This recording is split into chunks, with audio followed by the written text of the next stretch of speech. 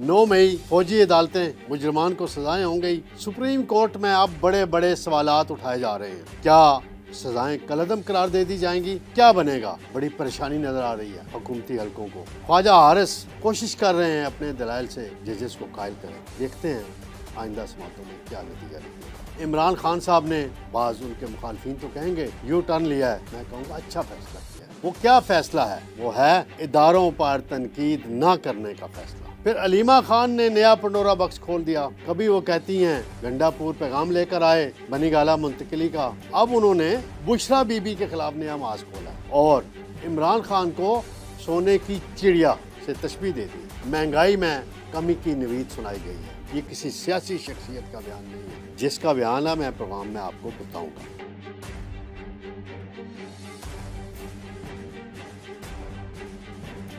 बिस्मिल्लाह नाज़रीन, मैं हूँ तारिक सुमैर डेली मुमताज़ डिजिटल के साथ। 9 मई फौजी अदालतें मुजरमान को सजाएं होंगी। सुप्रीम कोर्ट में अब बड़े बड़े सवालात उठाए जा रहे हैं। क्या सजाएं कलअदम करार दे दी जाएंगी? क्या बनेगा? बड़ी परेशानी नज़र आ रही है हुकूमती हलकों को। ख्वाजा हारिस कोशिश कर रहे हैं अपने दलाइल से जजेस को कायल करें। देखते हैं आइंदा समातों में क्या नतीजा निकलेगा। फिर नाज़रीन, इमरान खान साहब ने बाज उनके मुखालफिन तो कहेंगे यू टर्न लिया है, मैं कहूँगा अच्छा फैसला किया है। वो क्या फैसला है? वो है इदारों पर तनकीद न करने का फैसला। फिर अलीमा खान ने नया पंडोरा बक्स खोल दिया। कभी वो कहती हैं गंडापुर पैगाम लेकर आए बनीगाला मुंतकिली का, अब उन्होंने बुशरा बीबी के खिलाफ नया मास खोला है और इमरान खान को सोने की चिड़िया से तशबीह दे दी है। इसके अलावा मामला है नाज़रीन, महंगाई में कमी की नवीद सुनाई गई है। ये किसी सियासी शख्सियत का बयान नहीं है, जिसका बयान है मैं प्रोग्राम में आपको बताऊंगा। सबसे पहले मैं आता हूं नाज़रीन, 9 मई के जो मुलजमान हैं उनकी सज़ाओं और फौजी अदालतों का मामला आइनी बेंच में ज़ेर समात है। जस्टिस अमीनुद्दीन सरबराही कर रहे हैं। रोज़ाना रिमार्क्स बड़े मानी खेज़ अंदाज में आ रहे हैं और हुकूमती हलकों के लिए परेशान कौन रिमार्क्स आ रहे हैं। आज जो समात हुई है, ख्वाजा हारिस साहब ने दलाइल दिए अपने, उसमें आइनी बेंच के एक रुकन हैं जस्टिस मोहम्मद अली मज़र। वो ये कहते हैं ये तफरीक कैसे हुई कि कुछ मुलजमान का ट्रायल मिलिट्री कोर्ट में होगा और कुछ का ATC यानी इंसदाद दहशतगर्दी अदालत में होगा। अदालत उज़्मा ने मरकज़ी फ़ैसले में आर्मी एक्ट की शिक 2D को कलअदम करार दिया था। क्या अब कुलभूषण यादव जैसे मुल्क दुश्मन जासूस का केस मिलिट्री कोर्ट्स में चल सकता है? कि उन्होंने सवाल उठाया बड़ा है। आज समात के दौरान जस्टिस हसन अज़हर रिजवी साहब ने सवाल उठाया कि माजी में बड़े बड़े दहशत गर्दाना हमले हुए, APC अटैक हुआ, जब general Ishfaq Parvez Kiani army chief थे तो GHQ पे हमला हुआ था। क्या उन सब का ट्रायल फौजी अदालतों में हुआ था उसके मुजरमान का या आम अदालतों में? जस्टिस जमाल मंदोखेल ने सवाल उठाया कि क्या इंसदाद दहशतगर्दी अदालत से मुलजिम बरी होता है और फौजी अदालत से सज़ा हो जाती है? क्या फौजी अदालतों में कोई ख़ास सबूत पेश किए जाते हैं? फिर आगे चल के जो रिमार्क्स हैं उसमें एक फ़िक्रा जस्टिस नईम अख्तर अफ़गान का है। उन्होंने ख्वाजा हारिस साहब से पूछा कि 9 मई के कितने मुलजमान थे जिन मुलजमान का मिलिट्री ट्रायल हुआ और इनसे मुतल्लिक कोई ATC का आर्डर है कि ये मिलिट्री कोर्ट्स में जाएंगे, वो दिखा दें। और ये बता दें कि जमाल मंदोखेल साहब ने सवाल किया کہ ملٹری کسٹڈی میں لینے کا پروسیس کہاں سے شروع ہوتا ہے، کیسے ہوتا ہے، اس کی کوئی مثال بتا دیں۔ پھر جسٹس حسن رضوی صاحب نے آگے سوال اٹھایا تھا، وہی جو میں نے سٹارٹ میں کیا، جی ایچ کیو کراچی نیول بیس پہ حملہ ہوا تھا، ان کے ٹرائل ان ملزمان کے کہاں ہوئے، ایک آرمی چیف کا ہتھیارہ ہائی جیک ہوا تھا، اس کے ملزمان کا ٹرائل کہاں ہوا تھا۔ تو آرمی چیف کا جو ہتھیارہ اغوا ہوا تھا، کون سا آرمی چیف تھا جج صاحبانہ، آپ کو پتہ ہوگا، پرویز مشرف، جس نے تختہ الٹا تھا نواز شریف کا، اور نواز شریف کو اس میں عدالت نے 27 سال کی سزا سنائی تھی۔ وہ انسداد دہشت گردی کی عدالت تھی، وہ فوجی حدود پہ نواز شریف نے حملہ نہیں کیا تھا۔ یہ ذرا آپ دیکھیے گا، وہ طیارے کی ڈائیورشن ہوئی تھی، ایک لمبی سٹوری ہے ناظرین، پھر کبھی اس کا بیک گراؤنڈ سناؤں گا، اس کی ساری کہانی سناؤں گا، کیونکہ میں ساری کور کی ہوئی ہیں وہ چیزیں میں نے عدالتوں میں اس وقت، اس ساری چیزوں سے واقف ہوں۔ اس حوالے سے پرویز مشرف صاحب سے بھی میری کئی دفعہ بات ہوئی تھی، میاں نواز شریف صاحب سے بات ہوئی تھی۔ تو یہ بڑے ریمارکس جو آ رہے ہیں، یہ بڑے پریشان کن ہیں۔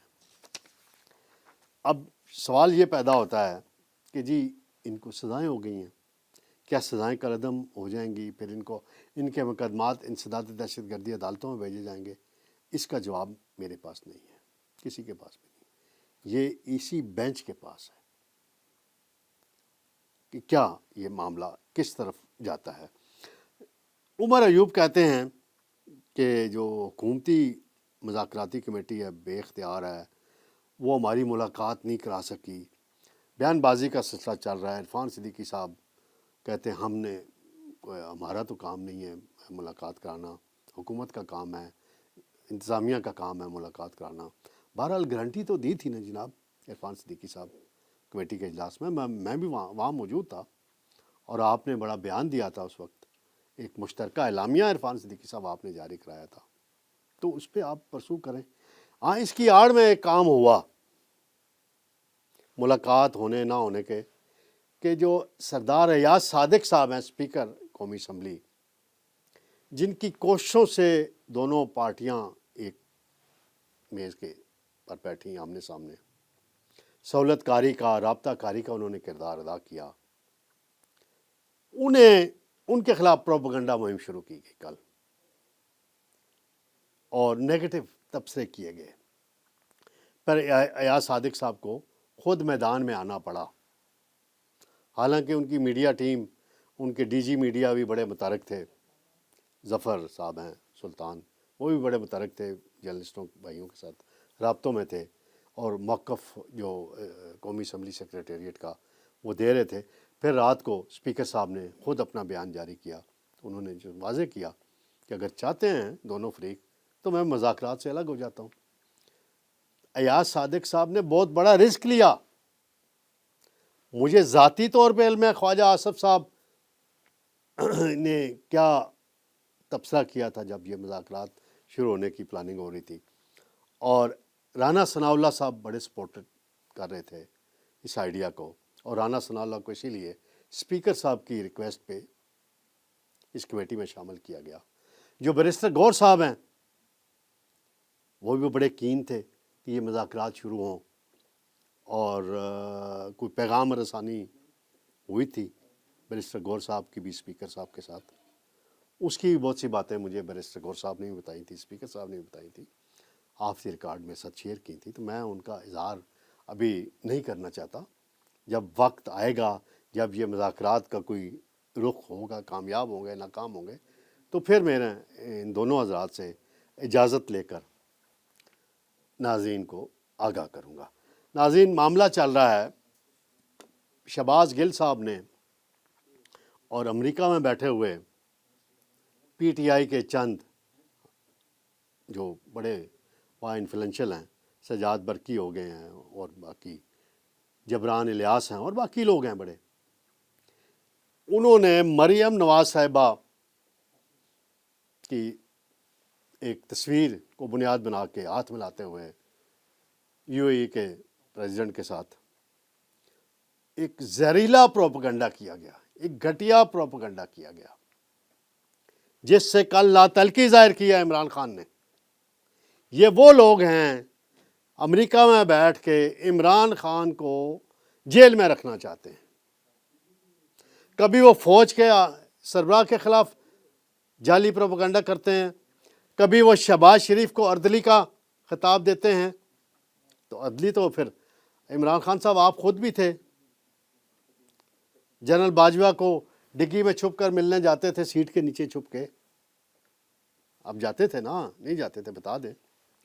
فیض حمید کا جو معاملہ ہے اس کو کنٹروورشل بنوایا آپ نے، جسٹس منصور علی شاہ کو کنٹروورشل بنوایا آپ لوگوں نے۔ تو یہ ساری کہانی ہے نا، دوسرے پہ طنز کرنا اور خود آپ پاک بن جائیں۔ چھوڑیں، سارے وزراء اعظم کو آرمی چیف کے ساتھ اچھے تعلقات رکھنے پڑتے ہوتے ہیں، اس میں کوئی ایسی بات نہیں ہے۔ اور جس نے نہیں رکھے وہ نواز شریف ہے، نہیں رکھ سکا اپنی پرائم منسٹرشپ کی کمانڈ اور آئین اور قانون کی بالادستی، تو نہیں، وہ تینوں دفعہ ان کو اقتدار سے نکالا گیا۔ تو آپ تو جب نکلے تو آپ تو باجوہ صاحب کو خفیہ ملاقاتیں آپ ایوان صدر میں عارف علوی کے ذریعے کرتے تھے اور باقی لوگوں کے ذریعے کرتے تھے، تو آپ آفر کرتے تھے کہ لمبی ایکسٹینشن لے لیں، وہ چھوڑیں ان باتوں کو۔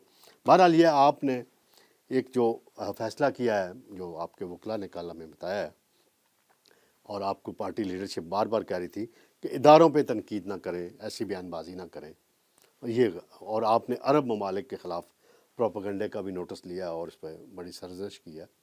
تو اپنا ٹویٹر اکاؤنٹ بند کرا دیں فی الحال، جب تک آپ جیل میں ہیں، دوبارہ اس کو آن کر لیں، اس کا پن چینج کروا دیں، کسی کی ڈیوٹی لگا دیں، بیرسٹر غور کی ڈیوٹی لگا دیں، شیر افضل مروت کی ڈیوٹی لگا دیں، عمر ایوب کی ڈیوٹی لگا، سارے آپ کو جا کے ریکویسٹ کرتے ہیں کہ وہ جو ٹویٹر اکاؤنٹ ہے اس سے ایسی ٹویٹس کی جاتی ہیں جس میں عمران خان کو بھی کیا پتہ ہو، بیچارہ وہ تو جیل میں ہے، وہاں بیٹھے ہوئے کچھ لوگ کھیل کھیل رہے ہیں۔ تو یہ سلسلہ بند ہونا چاہیے۔ علیمہ خان صاحبہ ہیں، ان کی ایک چیٹ جو ہے لیک ہوئی ہے اور اس پہ پریس کانفرنس بھی کی ہے رانا ثناء اللہ نے، اور جس میں انہوں نے عمران خان کو سونے کی چڑیا قرار دیا۔ اور کیا بات ہے! پھر وہ کہتی ہیں، انہوں نے بشریٰ بی بی کے خلاف بھی بات کی کہ عدت کیس میں بشریٰ بی بی اگر سزا اپنی بیٹیوں کو گواہ کے طور پہ پیش کر دیتی تھی، عمران خان کو سزا نہ ہوتی۔ تو میں اندرون خانہ آپ کی جو کہانیاں ہیں، لڑائیاں ہیں، وہ کہیں نہ کہیں چلتی رہتی ہیں، چل رہی ہیں، تو ان چیزوں کو بہتر کرنے کی ضرورت ہے۔ ناظرین، ایک اور معاملہ ہے مہنگائی کی شرح 4.1 بتائی جاتی ہے کہ کم ہوئی ہے 38% سے، نو ڈاؤٹ کمی ہوئی ہے، لیکن اس کے عملاً اثرات عوام تک نہیں پہنچ رہے۔